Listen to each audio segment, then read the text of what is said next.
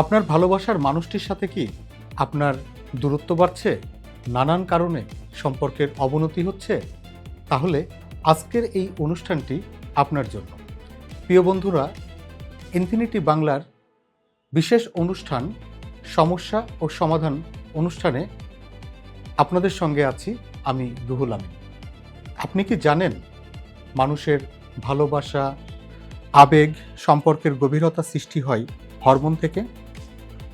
কয়েকটি হরমোন মানবদেহকে নিয়ন্ত্রণ করে।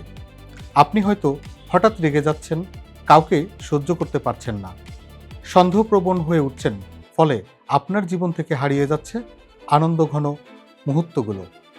প্রিয় মানুষগুলো আস্তে আস্তে দূরে সরে যাচ্ছে। আপনি হয়ে পড়ছেন হতাশাগ্রস্ত।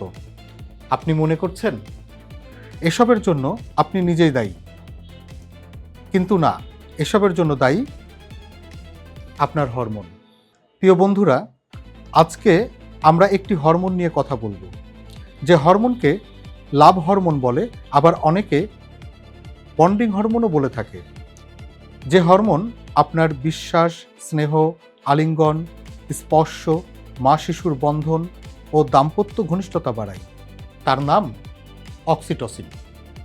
হ্যাঁ বন্ধুরা, অক্সিটোসিন হরমোন কমে গেলে মানসিক ও আবেগীয় পরিবর্তন হয়, যেমন একাকিত্ব বেশি অনুভব হওয়া, মানুষের প্রতি বিশ্বাস কমে যাওয়া, ভালোবাসা বা আবেগ প্রকাশে অনীহা, সম্পর্কের ঘনিষ্ঠতা কমে যাওয়া, উদ্বেগ, অস্থিরতা বা মানসিক চাপ বৃদ্ধি পাওয়া, হতাশ বা মন খারাপ বেশি হওয়া, স্পর্শ, আলিঙ্গন বা সান্নিধ্য আগের মতো স্বস্তি না পাওয়া ইত্যাদি।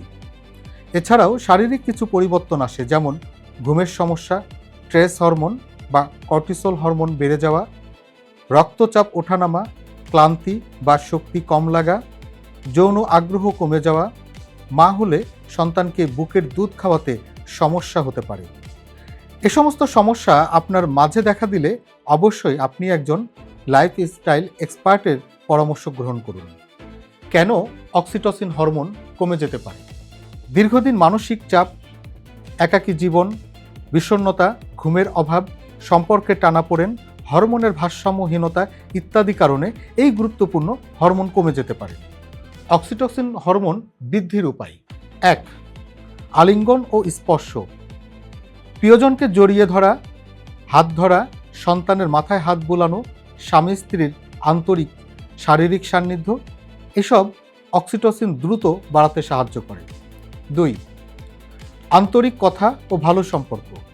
মন খুলে কথা বলা, কৃতজ্ঞতা প্রকাশ, কাউকে সাহায্য করা, ভালোবাসা প্রকাশ করা। 3. হাসি ও সামাজিক সংযোগ। পরিবার বা বন্ধুদের সঙ্গে সময় কাটানো, হাসি আনন্দে থাকা, একাকিত্ব কমানো।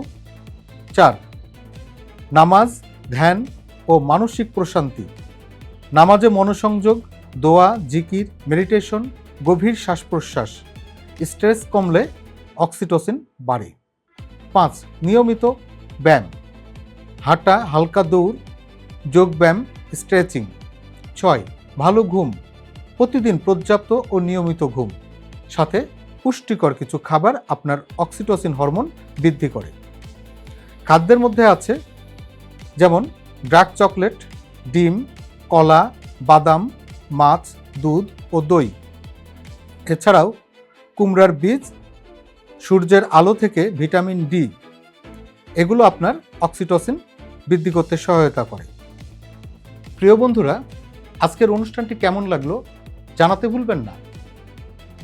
এছাড়াও লাইফস্টাইল জনিত যে কোনো সমস্যা আপনারা আমাদের সঙ্গে শেয়ার করতে পারেন। আমরা আপনাদের সমস্যার সমাধান দিতে চেষ্টা করব ইনশাআল্লাহ। আমাদের সঙ্গে থাকুন, ইনফিনিটির সঙ্গে থাকুন। আল্লাহ হাফেজ।